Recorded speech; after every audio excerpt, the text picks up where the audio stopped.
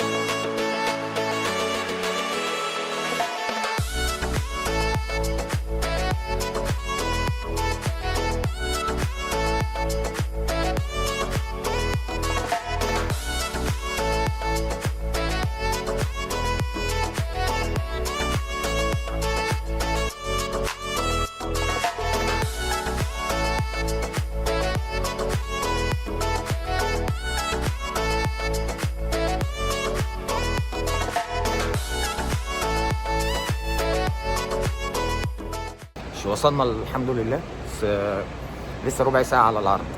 أنا يعني يتأخر يوصل متأخر يوصل بدري.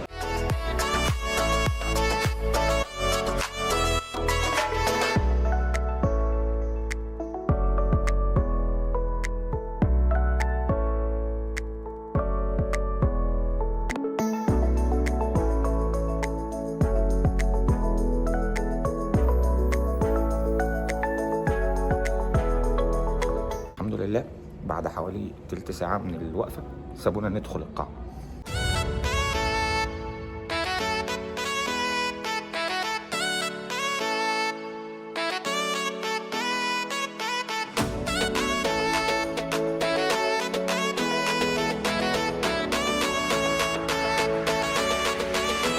طيب خلصنا الفيلم واتفرجنا عليه ورجعنا، وخلينا نمسك الفيلم واحده واحده كده ونتكلم ونقول راينا بشكل مباشر. خلونا في الاول نقول ان الفيلم ده بطوله منة شلبي ومحمد ممدوح وهاني السيد وحسن مالك كريم قاسم وجيهان شماشركي وسلمى ابو ضيف، وطبعا مش هنقدر ننسى يعني في حضور مختلف لهشام ماجد. طيب خلينا نمسك الموضوع واحده واحده، وقبل اي حاجه ما تقلقوش انا ما فيش اي حاجه هقولها فيها حرق، ولو في اي حاجه هقولها فيها حرق هقول لكم قبلها ان احنا هنحرق جزء من الفيلم، فاتفرج لو لقيتني بقول ان انا هحرق اعرف ان الحته اللي جايه فيها حرق. اول حاجه قصه الفيلم هي مبنيه على منة شلبي واللي هي ساره، واللي بتقرر ان هي هتعمل ابلكيشن بالاي اي او بالذكاء الاصطناعي عشان يقدر يتعرف على شخصيتك انت، تقدر تقعد تتكلم معاه وكده عشان يتعرف على شخصيتك انت، وبناء على اللي انت الاجابات اللي انت بتجاوبها له ومعرفته بيك بيدور لك في السوشيال ميديا وفي الناس عموما الحقيقيين بقى على اكتر شخص مناسب ليك تقدر تتعرف عليه وتكونوا مع بعض حياه كويسه يعني.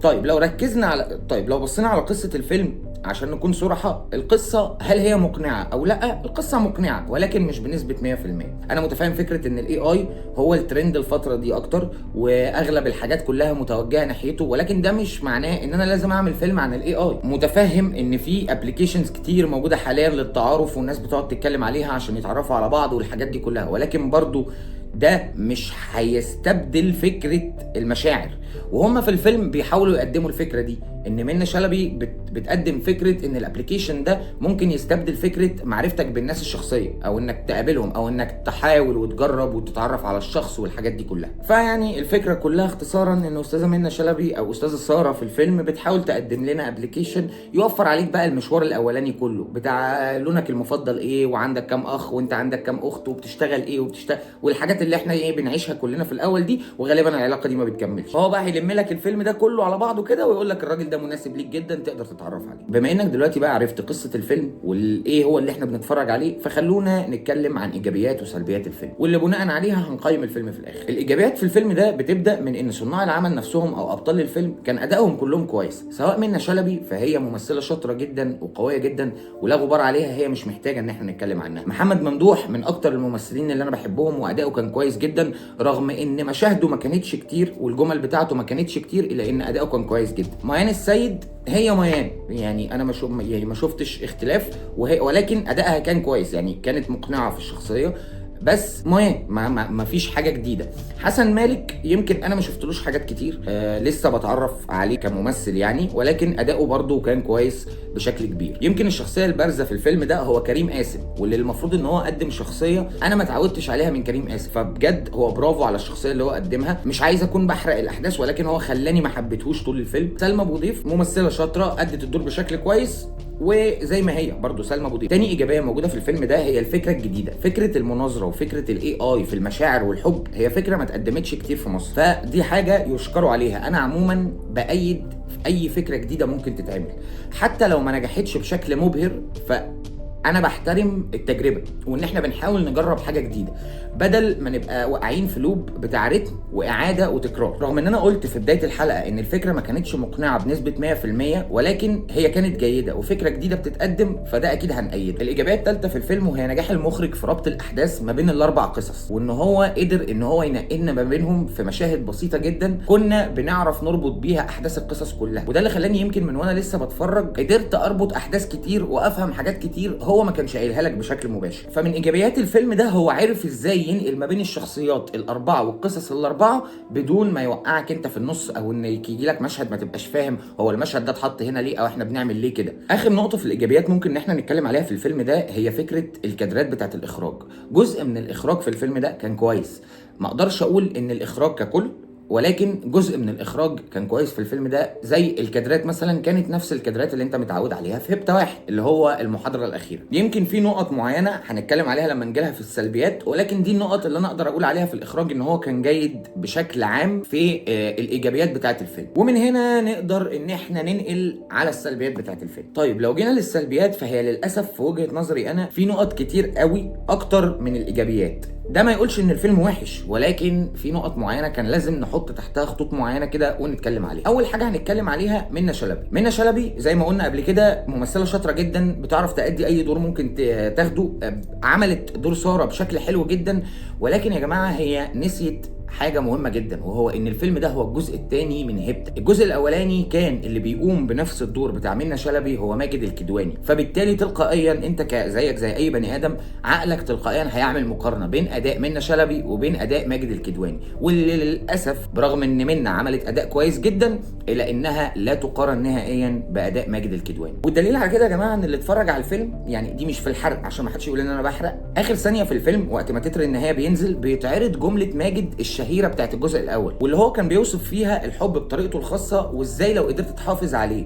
انا عايز اقول لكم ان الجمله الوحيده اللي اتقالت من ماجد في الحوار ده كله رجعت لي نوستالجيا هبته الجزء الاول، حسستني ان الجزء الثاني ده بصراحه لا يقارن نهائيا بالجزء الاول. وعشان يبقى كلامي واضح، عشان كلامي ما يتفهمش غلط بشكل عام، مش منة اللي كان ادائها وحش، ماجد هو اللي كان عامل اداء عظيم قوي في الجزء الاول. دور ماجد يا جماعه في الجزء الاول كان ايكونيك جدا، احنا يمكن من الاعلان كنا بنتشد للفيلم، فبالتالي الراجل ده الاداء اللي هو عمله في الجزء الاول معلي قوي السقف للجزء الثاني، فمش بسهوله انك هتقدر تعمل حاجه اقوى من الجزء الاول. ومن هنا نروح لتاني نقطه، الشخصيات والقصص. بالنسبه لي انا وانا بتفرج ما حسيتش بالاقتناع اللي حسيت بيه في هبته الجزء الاول. يعني يمكن في هبته الجزء الاول انا اتعلقت قوي بشخصيه مالك وجميل عوض، اتعلقت قوي بشخصيه عمرو يوسف وياسمين رئيس، كنت حاسس ان في ارتباط ما بيني وما بينهم، انا بزعل مع الناس دي وبتضايق وبفرح. عشان كده حتى مشهد موت عمرو يوسف كان بالنسبه لي صدمه، اتصدمت وزعلت واتضايقت وكان في تاثير، انت ارتبطت بيهم عموما. في الجزء الثاني القصص تحسها كانت اتنقلت ما بين بعض بشكل كويس، ولكن هي نفسها كانت احداثها قصيره قوي. قصه حسن مالك وميان السيد بالنسبه لي انا هي اضعف قصه في القصص كلها اللي كانت موجوده. القصه دي بالتحديد حسيت فيها، رغم ان انا متفهم ان هم في جامعه وان مفيش احداث كتير نقدر نحطها اكتر من كده، وان اصلا مفيش حاجه ممكن تتعمل اكتر من كده في علاقه، ولكن الفكره كلها ان التطور بتاع الاحداث كان سريع قوي. يعني احنا مره واحده عملنا كذا، ومره واحده بقينا كذا، ومره واحده ارتبطنا وحبينا بعض، وكل ده في 3-4 مشاهد. يعني انا ما فهمتش هو انهي حب اللي بيبدا كده. الكلام ده مفهوم، يعني انا ما حرقتش لحد دلوقتي حاجه، في نقط معينه هقولها في الحرق تمام هتوضح كلامي اكتر، بس انا مش عايز اقولها هنا عشان اللي مش عايز يبقى في حرق في الكلام يعني يبقى فاهم بشكل عام. عشان كده يمكن انا ما قدرتش احكم على اداء حسن مالك اذا كان حلو ولا لا. هو الراجل يمكن ما اخدش الدور، لا هو ولا ميان اللي يقدر يوريك فيه ابداعه او تمثيله. هو دوره كان صغير، عكس مثلا كريم فهمي وجيهان شماشرجي اللي تقريبا واخدين 30 ل 40% من احداث القصه. قصتهم كانت طويله جدا وسردها كويس جدا، واخدت وقتها في التطور وفي ان هي تتبني بشكل جميل جدا ومقنع بالنسبه لي، ان احنا بنتعرف على بعض وبنتقابل بعدها تاني صدف وبعدها وكل الحاجات دي. ولكن عشان برضو ابقى ايه يعني بقولها بشكل عام، ما حسيتش ان العلاقه جت بشكل صح. انا مش عارف اتكلم قوي عشان ما احرقش، ولكن العلاقه كانت ما بداتش صح، شكلها ما كانش صح وهي بتبدا. البدايه ما خلتنيش بعد كده مقتنع ان احنا ممكن نوصل لكده. فاهمين قصدي؟ انا مش عارف انتوا فاهمين قصدي ولا لا، بس انا يعني بحاول ايه ما احرقش الاحداث. ففي العموم دي السلبيات اللي نقدر نقولها بشكل عام للفيلم بدون ما احرق لك حاجه، عشان بقى نتكلم براحتنا واقدر اشرح لك اكتر. فمن هنا انا هبتدي احرق، فاللي مش عايز يكمل الجزء ده من الفيلم يبقى كده بالنسبه له الفيديو خلص. ما ينساش بس يعمل لايك وكده، ويبقى استنانا في الحلقات اللي جايه. اما بقى بالنسبه للي هيسمع الحرق فهو مكمل معانا زي ما هو. فانا بقول اهو انا من هنا هبدا احرق. طيب الطريقه اللي اتعرف بيها كريم فهمي وجيهان شماشرجي، انا مش مقتنع نهائيا بفكره ان هو واحد بيعزف في الصحراء فتفكر فتسمع جيهان شماشرجي الصوت فتطلع فتلاقيه قاعد عشان عجبها المزيكا بتاعته فتبدا تتعرف عليه. كل ده كلام انا مش مقتنع بيه، ولكن ممكن امشيه. يعني ممكن يحصل ان احنا نتعرف بشكل صدفه للدرجه دي، ولكن اللي انا بقى مش ممكن اقتنع بيه نهائيا هو العشره اللي اتبنت ما بينهم في قعده واحده في الصحراء. يعني هو بدأ يتكلم معاها وهي تتكلم معاه، وبدأت تحكي له عن حاجات شخصية. فهي ما بتيجي تحكي له عن حاجات شخصية هو بيبدأ هو كمان يحكي لها عن حاجات شخصية عنده. فلما سألها سؤال شخصي قوي قالت له لا اكيد مش هحكي لك، انا ما اعرفكش. فقال لها ده احلى حاجة انك تحكي لحد ما تعرفيهوش. هل ده مقنع؟ يعني هل ده تمام؟ انا لو قاعد في حتة كده ولقيت حد داخل عليا وقعدنا نتكلم وما قال لي ده الطبيعي ان انت تحكي لحد ما تعرفوش، هروح حكي له كل حاجة؟ اكيد لا. هي عملت كده، فده كانت بداية يعني بداية القصة نفسها جت بعدم اقناع بالنسبة لي. كان ممكن عادي تسيبهم ان هم يمشوا من غير ما يحكوا ونتقابل تاني او نبدا القصه باي طريقه مختلفه، ولكن فكره ان احنا نحكي عشان هو غريب وكده بس فما اقتنعتش بيها نهائي. ولكن يمكن شخصيه كريم فهمي وجيهان شماشرجي يعني ممكن نغفر لها النقطه دي، لان هم بعد كده قصتهم بقت حلوه جدا. القصه كانت اساس الفيلم اصلا. الاحداث اللي اتبنت ما بينهم من ان هم اتقابلوا تاني صدفه، وان هم اتعرفوا على بعض، وان هم كانوا بانيين العلاقه اصلا على ان ما يبقاش فيها حب وان هي اصحاب بس، كل ده كان كويس وسرد الاحداث بتاعه جه كويس جدا. نروح على السلبيه الثانيه واللي هي حسن مالك وميان السيد. بالنسبه لي انا ما فهمتش التطور السريع للقصه. هم بداوا بان هم عرفوا بعض في الجامعه، فتلقائيا كده حصل ما بينهم مشاده بسيطه او رخامه، يعني بالمعنى اللي احنا بنقول عليه رخموا على بعض، فالاثنين اتضايقوا من بعض. فميان مشيت، وبعد كده لقينا ميان دي عند حسن في البيت قاعده مع مامته، وهو داخل من بره لقاها قاعده جوه، فقعد معاها اتكلموا مع بعض رخموا على بعض، هوب دبل كيك لقينا نفسنا بقى في ايه، في خروجات، وميان قاعده ماسكه السندوتش وبتاكل وحسن واقف جنبها وبيضحك. وبعد كده المشهد اللي بعده على طول رحنا على البحر وواقفين مع بعض، وقالت له انا شكلي هبتدي احبك. يعني حرفيا هي قالت له انا هبتدي احبك في ثالث مقابله. المفروض انه حسب سياق الفيلم يعني هم قالوا ان الكلام ده تم بعد 3 شهور، ولكن بالنسبه لي انا في السينما وانا بتفرج او كمشاهد انا الشهر عدى عليا بمشهد، فانا شفتهم في 3 مشاهد. في الثالث قالت له انا شكلي هبتدي احبك. الفكره بالنسبه لي ان احنا لو حاولنا نربط الكلام ده بالجزء الاول في قصه مثلا مالك وجميله عوض، فده كان مبني بشكل افضل بكتير. الفكره في الجزء الاول انك لما عرضت لي مالك وجميله في تاني مكالمه وهي بتقول له بحبك من ثالثه اعدادي يا حمار، فده كان بالنسبه لي مقنع، لان انت بنيت لي الشخصيه على انهم عارفين بعض من اعدادي او من قبل اعدادي حتى، بس احنا جينا معاهم في الوقت ده. يعني انا جيت احضر معاهم القصه وهم عارفين بعض بقالهم سنين، فكان ده مبرر منطقي جدا بالنسبه لي في سرد الاحداث ان هي تقول له بحبك او ان هو يكون بيحبها. ولكن ميان كانت لسه بتتخانق معاه في الجامعه من شهر، بالنسبه لي انا كان من مشهد، فبالتالي في المشهد اللي بعده على طول بتقول له انا شكلي هحبك. مبررها في السياق الدرامي نفسه ما كانش مقنع. هي فكره ان انت تكل الكلام ده كله او سرد احداث المفروض ان هو يتعمل عشان تقنعني بالشخصيات وتعلقني بيها. يعني مثلا لو اديت نفس المثال على احمد مالك وجميله عوض، فاحنا عشنا معاهم ازمات. شفنا مالك وهو تعبان في المستشفى، وشفناها وهي زعلانه وبتحاول تروح له، وشفناها وهي مامتها بتمنعها ان هي تروح له بعد كده، وشفنا مشاهد ليه مع احمد بدير وهو متاثر بتعبه وتعبان. فبالتالي اتعلقت بمالك وتعلقت بجميله وتعلقت بالعلاقه اللي ما بينهم. ولكن ميان وحسن انا بصراحه ما اشتريتش ب 2 جنيه العلاقه اللي كانت ما بينهم، او يمكن هو يعني مش قادر برضه اقول ان هي الكيمياء ما بين حسن وميان، لان انا ما شفتش، يمكن الادوار ما اديتهمش مساحتهم، زائد التطور السريع قوي اللي حصل، وهي فكره ان هم في خلال الكام مشهد دول تحصل ما بينهم علاقه. ده بالنسبه لي في احداث القصه دي كان غريب جدا. يعني هو ايه اللي يخلي حاجه زي كده تحصل بالسرعه دي، خصوصا ان انت ما اديتنيش اي ايحاء في القصه بان ميان دي طبيعتها مثلا، او ان هي كانت بتعرف شباب كتير. أو بالعكس، انت اللي مبينه لي قدامي ان هي ما عرفتش حد، او ان حسن ده كان اول حد في حياتها. فمش منطقي ان ده يحصل. ولو افترضت معاك انه حصل، فبرضه النهايه بتاعته ما كانتش منطقيه نهائي. حسب الاحداث بتاعت الفيلم ان الموضوع ده اتكرر ما بينهم اكتر من مره، يعني 3 4 5 مرات. القصه دي ما كانتش مقنعه بالنسبه لي، لان في الفيلم عرض لك ان هم عملوا كده اكتر من مره، يمكن 4 أو 5 مرات. مع انه بعد المره الاولى لما حصل كده، جه مشهد لميان السيد وهي قاعده جنب جدتها وبتعيط وحاسه بالندم ومش عارفه هي ازاي عملت كده. فالمفروض انك على الاقل تبين لي من هنا ان هي مش هتحب تعمل كده تاني. لكن بعدها على طول لقينا المشهد بيتكرر مرتين وثلاثه واربعه. طبعا المشهد ما كانش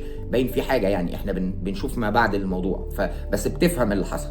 فبتلاقي ان المشهد ده اتكرر 3 أو 4 مرات. طب منين هي كانت لسه ندمانه، ومنين بتكرر الموضوع؟ ومن هنا بيبدا الجمله اللي قال عليها استاذ ماجد الكدواني، او ان كل واحد فيهم يكشف نفسه قدام التاني. فبالتالي من هنا بتبدا نهايه القصه. طيب جميل، هل بقى في مصر عموما في قصه بتحصل ان بنت تعمل علاقه مع ولد تنتهي بشياكه جدا بفكره ان هي تزعق لصاحبتها عشان صاحبتها خانتها معاه، وتروح تقعد معاه قعده وديه جدا، فيقول لها معلش اصل انا اتجرحت قبل كده فجرحتك انت المره دي، فتقول له تمام ونخلص من القصه على كده؟ ولا كاننا مثلا كنا خارجين رايحين لولو بارك وخلصت على كده؟ ده احنا عاملين علاقه وفي كارثه حصلت وفي عمر هي هتكمله بمشكله عندها، وده ما كانش منطقي. فبالنسبه لي قصه حسن وميان كانت ناقصه حاجات كتير جدا. فمن هنا نروح لاخر نقطتين هنتكلم عنهم في الفيلم النهارده، وهو الاخراج.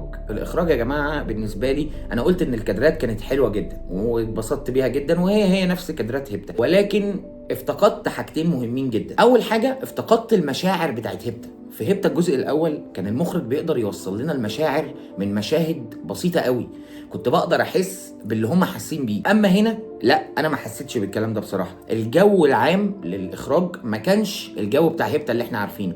يمكن الاختلاف كان ان هو بيحاول يطور الموضوع، او ان الوضع اتغير، او ان في تطور في الزمن حصل، ولكن ده بالنسبه لي كان نقطه ضعف جدا لو انا جيت اقارنه مع الجزء الاول. الجزء الاول كان بيعمل هاله وحاله كده حواليك تخليك جوه الفيلم حرفيا، مع الموسيقى التصويريه مع الاحداث دي كلها. كان الفيلم بيوصل لك مشاعر بشكل افضل بكتير. ومن هنا نروح للضربه النهائيه بتاعه الفيلم، واللي بالنسبه لي كانت هي الحكم النهائي على ان الفيلم هيبقى في مستوى الجزء الاول او لا، وهي نهايه الفيلم. كان المفروض ان هي تكون مفاجاه وحاجه مش متوقعه، ولكن للاسف هي مفاجاه مكرره.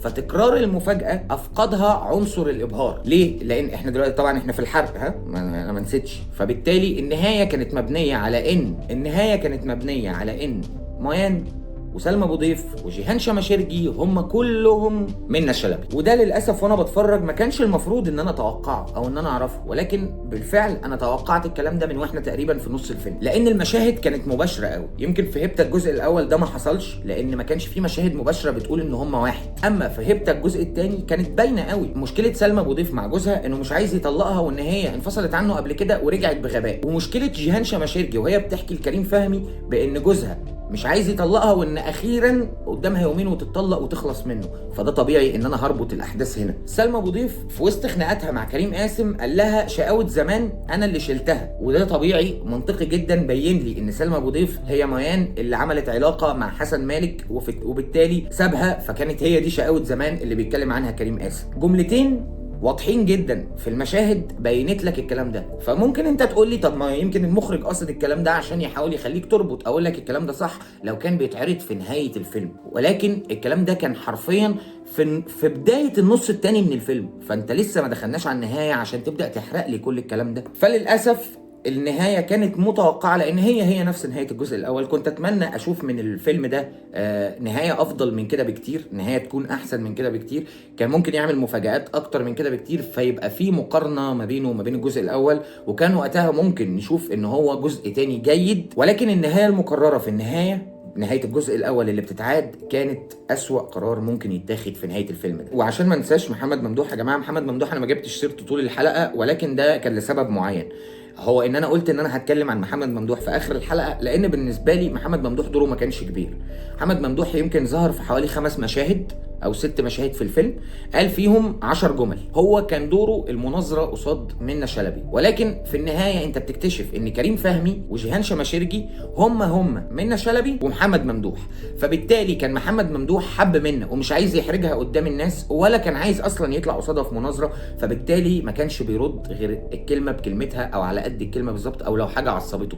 فبالتالي محمد ممدوح كان دوره، يمكن السكريبت بتاعه لما بعته له تقريبا كان 3 صفحات او صفحتين، يعني هو ده، هم دول اقراهم، هو ده انت يعني يصنف بالنسبه لي هو ضيف شرف، هو مش من ابطال العمل. ففي النهايه فيلم هيبتا المناظرة الأخيرة، فيلم حلو ولا وحش؟ الفيلم مش وحش، فيلم رومانسي لذيذ.